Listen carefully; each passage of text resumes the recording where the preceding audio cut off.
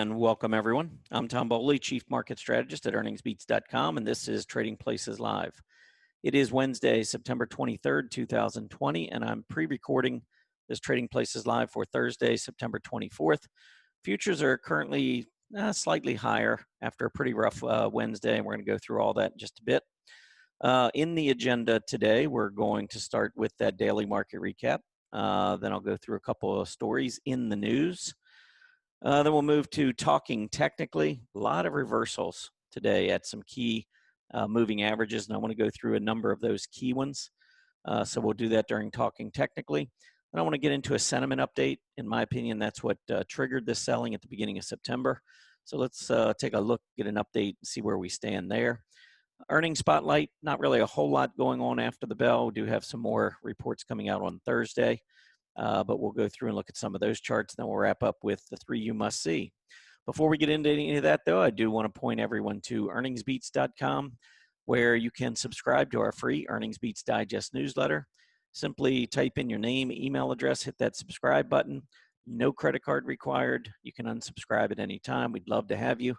Really just, I think it would help you learn a little bit more about what we do at Earnings Beats and the things that are important to us. You can see over here on the right side of your page that the results of our various portfolios are up versus the S&P 500. We're having another really good quarter relative to the S&P 500. A model portfolio currently, even with this weak September and with many of the growth stocks not doing well, our model portfolio is still up more than 8 percentage points above the S&P 500, and that's been in just 5 weeks. We're trying to outperform the S&P 500 with our model portfolio for the 7th time in the last 8 quarters, which I think is pretty impressive. If you'd like to get more information on those portfolios, you'll need a trial membership. You can click on that Join Today button. We do have a no-cost 30-day trial. You'll be charged $7 to start out, but then that will be refunded. The other thing I want to mention for those of you maybe that want to learn a little bit more about what we do have 2 upcoming events. One is on Saturday, September 26th. It's at 11 o'clock in the morning Eastern time. And I'm going to talk about this short squeeze chart list that we've created for our members. Anybody who attends this webinar, and this is a free webinar, anybody who attends will receive access to that short squeeze chart list. So the 72 companies that I'm watching very closely on the short squeeze chart list is all yours just for showing up. But you do need to be a member of at least our free newsletter. So once again, you can hit that subscribe button. We'll have this link up on our website probably sometime on Thursday. Also, if you follow me in any of my blog articles, I'm sure I'll have links up to this landing page as well. But to make sure that you are included in the Friday event, just you can go to Earnings Beats, just to our main page, and make sure you sign up for our Earnings Beats Digest newsletter. We'll send out room instructions for the event on Saturday to everybody that's on this list. And of course, all of our members as well. All right, let's get into the action on Wednesday. It was a rough day, especially once we got off in the morning to a pretty good start. There was selling, and that selling seemed to accelerate throughout the afternoon. Dow Jones Industrial down 525 points on Wednesday. The S&P 500 down 79. As you can see, on a percentage basis, down about 2 1/3%. The Dow was down just a little less than 2%. NASDAQ, however, down 330 points, or more than 3%. So we saw a little bit more selling in the NASDAQ, and that has been the theme in September so far. Mid caps down 2 1/4%. Small caps down about 2 3/4%. All of the key averages now are below the 50-day moving average and that 20-day moving average. And we're already seeing a death cross on the small cap index and also the mid cap index. You can see the 20-day moving average moving below that 50-day moving average. That's a death cross. So technically, the bears are in control in the short term, no doubt about it. I'll talk about that more in just a bit. Energy, rough day. All 11 sectors were down on Wednesday, but energy definitely was hit the hardest, down 4.5%. And you can see this has just been an ugly chart, really, throughout the pandemic. We went up back in April, May, and June. Saw a little bit of strength, but since then, since that June 8th high, we have been mostly downtrending, even though you can see all of our major indices since June they've all been moving higher, especially the NASDAQ. So energy's been a really poor performer, a relative laggard, and an area of the market that I would continue to avoid. Technology down more than 3%, materials down almost 3%, real estate the same, and then you had communication services down 2.4%. So just really poor action across the board. The one thing I will say, though, is when you look at these 5 sectors on the bottom, look at their AD lines. Everything for the most part is trending up from left to right, except energy. Energy breaking to a new low here in 2020 in terms of their accumulation distribution line. So not very good look on the energy chart. 10-year Treasury yield. Before I talk about this chart, there's really not a whole lot to talk about here, but we do have a couple of economic reports due out on Thursday. By the time you're listening to this, you already know initial jobless claims expected to be 880,000. Last week, 860,000. So we're actually looking for a slight uptick there. August new home sales will be out later in the morning, and 875,000 units is the expectation. July was 901,000. So the market actually looking for both those reports to be less than what we saw in the prior reports. Okay, so looking at the TNX here, I've been saying for the last few weeks, really, we're just sideways consolidating. I don't have a whole lot else to say about this. You know, if we break out above 0.75, I think that's very bullish for equities. If we break down below 0.6, I think it's bearish for most equities. I think the high growth companies actually would favor it. You know, we've seen some huge rotation into growth stocks during periods of declining treasury yields, and I think we'd see it again. I believe the market is looking for many of these companies to continue, these growth companies to continue to post nice growth. And if they can do it with historically low interest rates, I think that just increases their valuations. So to the downside, I think you've got to really pay attention to the stocks that have been performing well during the pandemic. To the upside, if we get a breakout to the upside, that's where it's going to get interesting to see. I think everything in the market goes higher, but I don't know what areas lead. So that's what I'd be watching for. If we get through 0.75%, which way does the stock market lean? Are we going toward those pandemic stocks that did really well, you know, the stay-at-home stocks, or do we start seeing more and more money rotate into areas like hotels and, you know, some of the areas that really were hurt earlier in the year? Okay, let's keep moving on. I wanted to go into a couple of news companies that are in the news. Obviously, Nike came out with a tremendous earnings report on Tuesday after the bell. Yesterday, Wednesday, really was a really nice day. We got the tremendous gap at the open. Nike opened up at 130, just above $130 a share, from about 117 the day before. And we finished up. I mean, we did print that black candle. Anytime you have any kind of a filled candle like this, it means you closed below the open. So we did close below the open, but it was a really nice day still, with the market down as much as it was. Nike up 8.75%. Footwear has broken out. When you look at the chart here, you can see the footwear index is broken out. Nike relative to the footwear index is broken out. Nike relative to the S&P 500 is broken out, and footwear relative to the S&P is broken out. This is what you want to see. When I talk about leading stocks and leading industry groups, this is a poster child right here. Nike, off of that earnings report, maybe we see a little pullback. Maybe we go all the way down to fill the gap. I don't know. But what I would say is that probably at some point during the fourth quarter, I would not be surprised to see Nike setting new highs. I believe Nike goes higher, not only in the fourth quarter of 2020, but I believe throughout 2021. I think this is going to be a leader.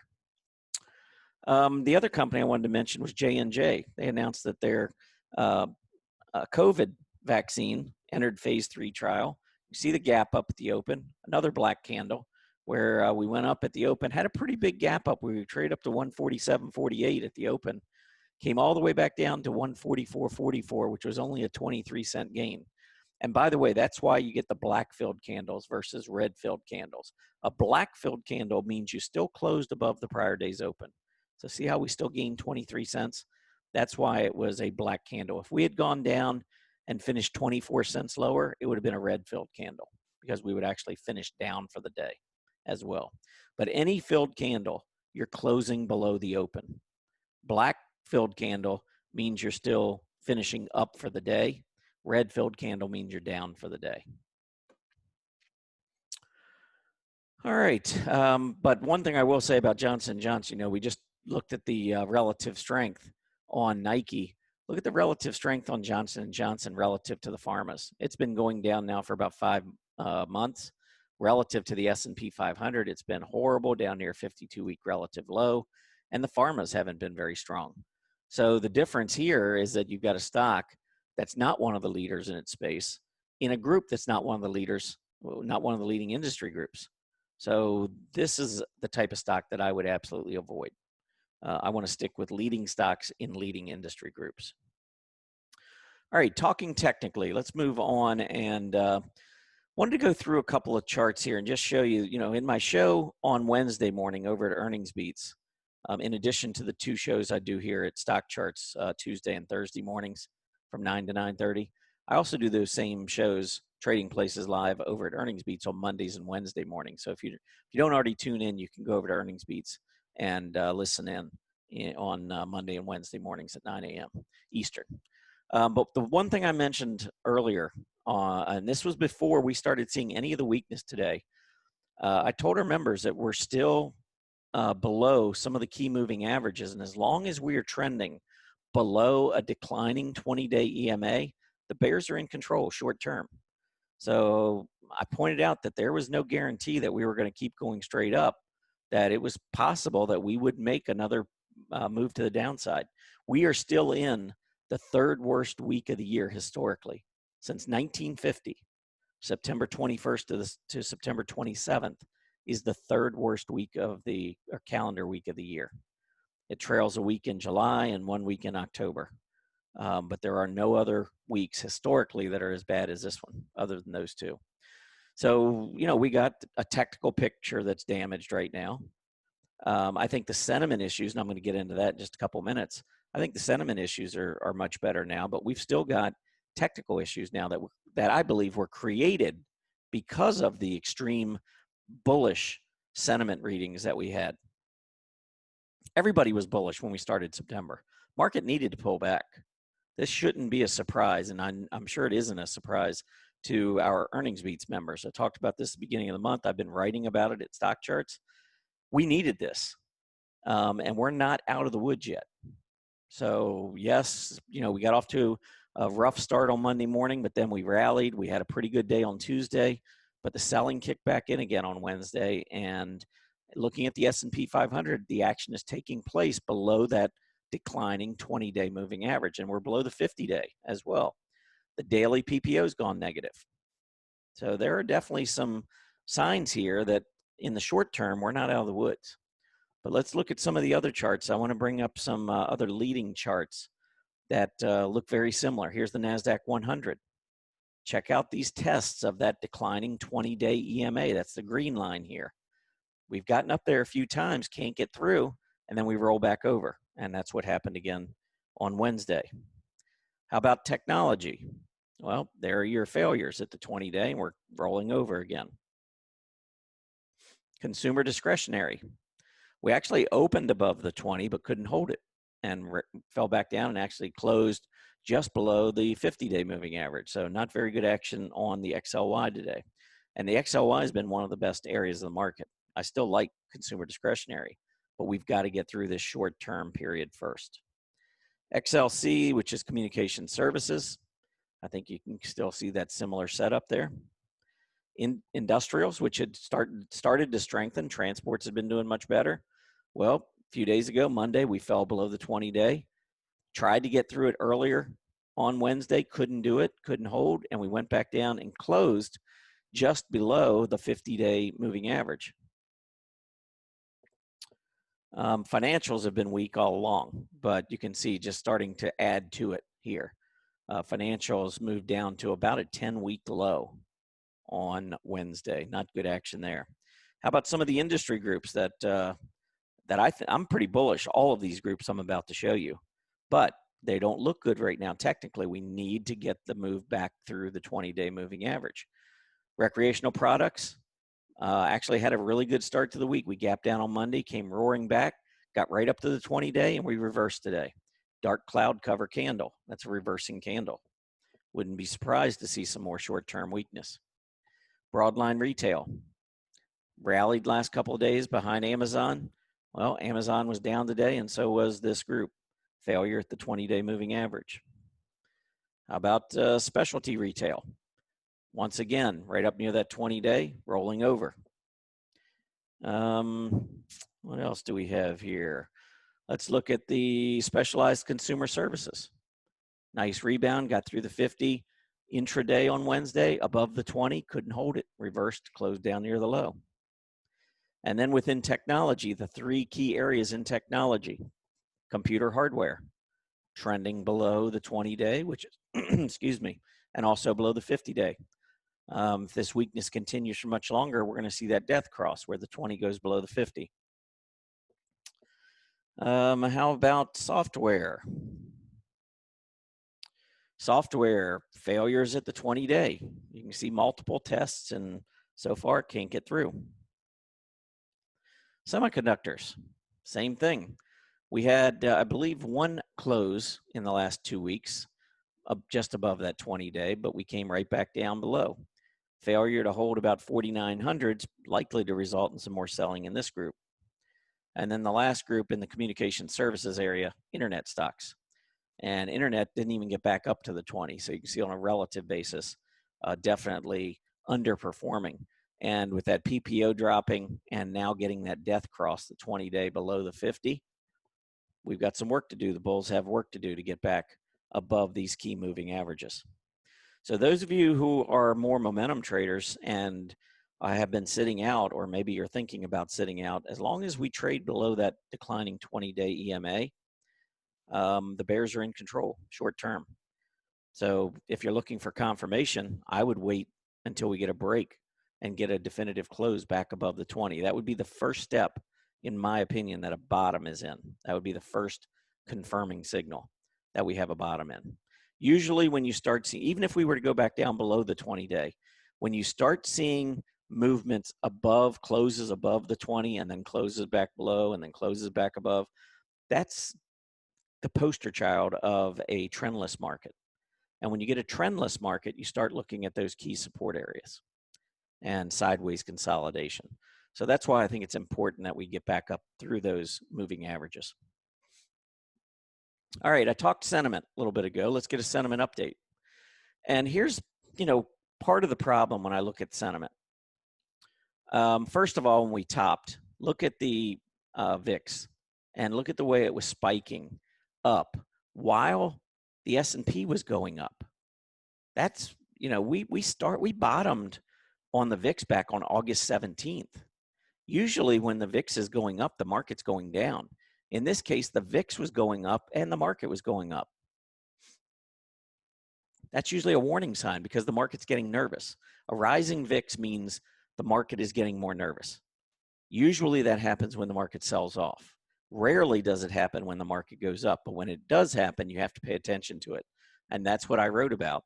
And you can see what has happened since. The S&P 500, because the market is fearful, once that selling kicks in, it has a tendency to accelerate and we can lose for a period of time. Now, that doesn't mean that we're heading into a long-term bear market. It just means that short-term, the sentiment was a problem and we needed to get through this period. Now, sentiment at this point, you can see as the market went down, fear of the VIX was going down with it. The S&P 500, as it's now made these new lows, because we set a new closing low today, we didn't go as low as we went last week, but we did actually close lower. And actually it might have been Monday.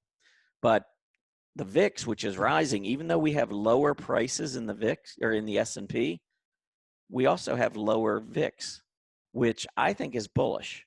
If you go back and you look at June, look at the equal lows on the S&P.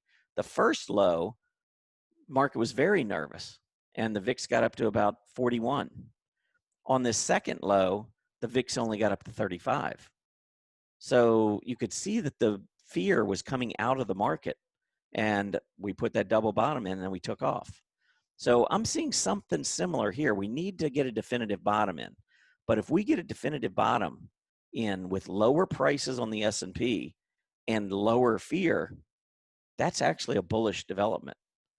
If the market is starting to have a lessened amount of fear, then that normally is going to result in stock prices rising.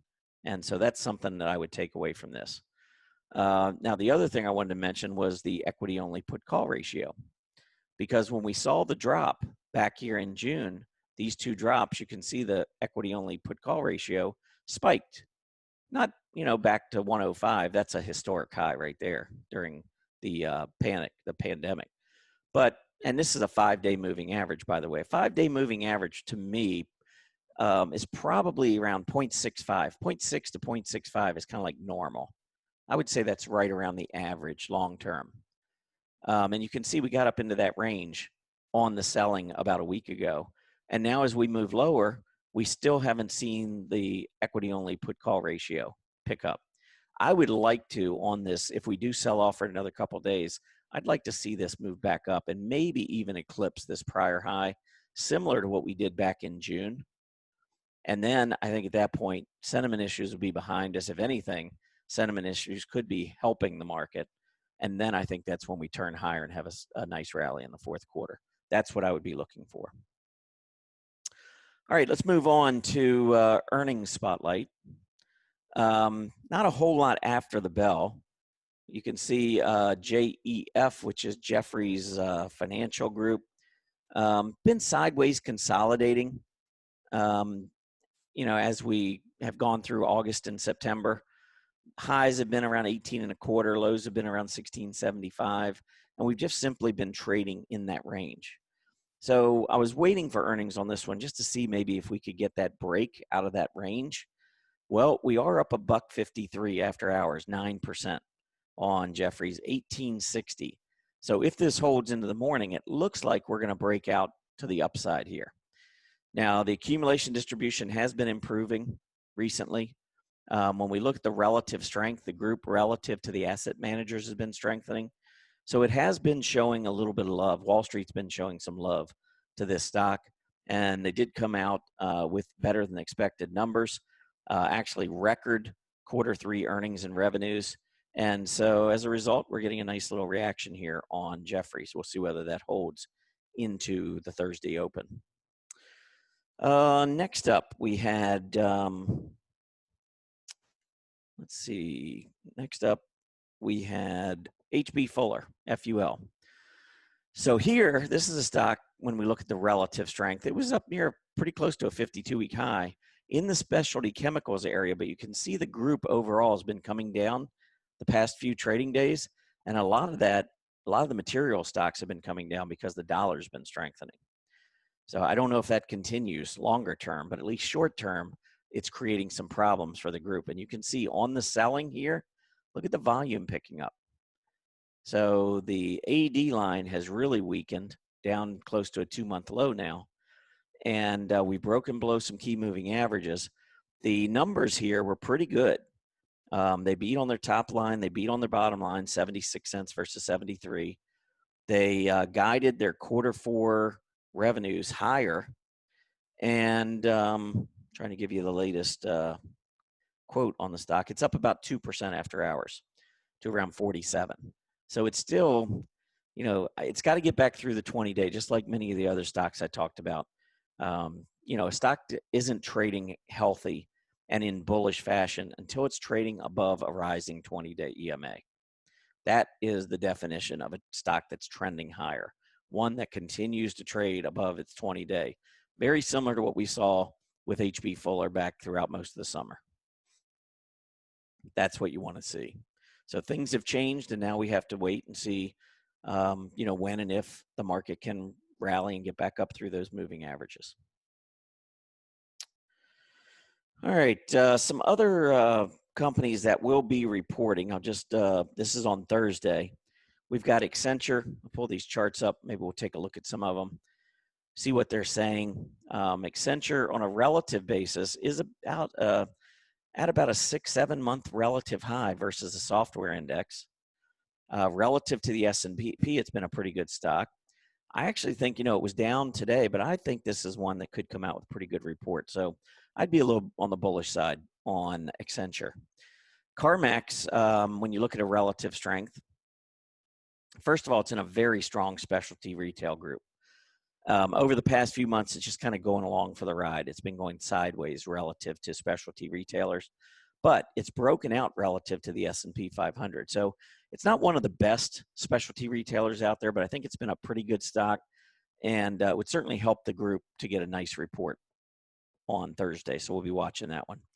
FDS, not X, FDS, Fact Set Research. This is one that broke down in early September. Can't get through the 20-day just yet. Accumulation distribution's been pretty weak of late. The stock relative to the publishing index has been trending lower now for about the last, 9-10 weeks. So this one, I'm going to need to see a pretty good report and a good reaction. We do have gap support and price support just below 320. So we're still okay. I would consider all this more consolidation mode, which leads to relative weakness. But if we get down below you start seeing this down below 318, 317, 316, to me, that's going to be, could very well lead a breakdown. Darden Restaurants, DRI, in an improving group, but the stock relative to the group has just been really flat for the last 5-6 months. So I'm not seeing a whole lot here. JBL, this is Jabil. Sideways consolidation really since we set the high back in June. A break above 36 is what you want to see here. And then that hopefully would lead to some relative strength. One other earnings report, this will be out after the bell on Thursday, Costco. And Costco, after being up at a new all-time high in early September, pulled all the way back. I think you've still got pretty good support here around 330. Resistance at about 363. We're in the middle. I don't know how the report's going to come out, but I think we have a pretty decent company here with Costco relative to the personal products index moving to a multi-month high, relative to the S&P, same thing. So pretty good action here. All right, let's move on to the three you must see. I'm going to start off with, actually, I'm going to look at 3 Dow stocks. First one is going to be Salesforce.com.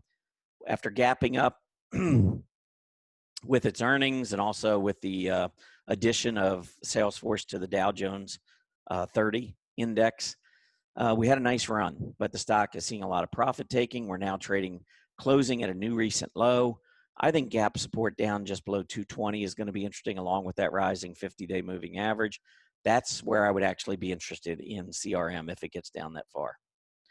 Goldman Sachs stock is just really struggling. I'm going to pull it up on a relative basis. First thing is we've fallen below that June low. Volume has been moderate to maybe a little on the heavy side. On a relative basis, you can see about a 4-month relative low. Not looking very good here. I would avoid Goldman Sachs. And then the last one, JP Morgan. JP Morgan also, very weak of late on pretty big volume. Look at the accumulation distribution going down. I don't like the stock because of that. Same thing with Goldman Sachs. Look at that AD line. And then if we go back and look at CRM, actually, let me go forward here. We'll pull up CRM with the AD line. Look at the AD line on CRM. See the difference? This is a stock that looks to me like it's being accumulated, whereas the other two appear to be distributed. I like CRM much better. All right, that's it for me. Everybody have a great Thursday, and I'll be back next week for more Trading Places Live. Everybody have a great weekend, and I'll see you then. Take care. Happy trading. Hey, Grayson Rose here with StockCharts. Thank you so much for watching. I hope you enjoyed that video. If you did, consider giving it a like down below, maybe leave us a comment, and if you're new to the channel, you can subscribe at the link up above. We're gonna bring you daily content from an incredible collection of technical analysts and financial experts.